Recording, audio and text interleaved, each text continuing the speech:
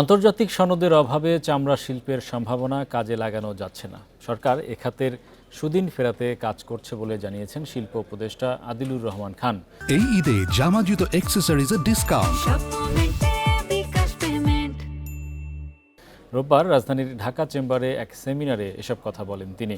এ সময় তিনি আরও বলেন, চামড়া শিল্পের বিদ্যমান প্রতিকূলতা নিরসনে শিল্প মন্ত্রণালয় সহায়ক নীতি পরিবেশ তৈরির কাজ করছে, যার মাধ্যমে এ খাতে দীর্ঘমেয়াদী উন্নয়ন নিশ্চিত করা সম্ভব হবে।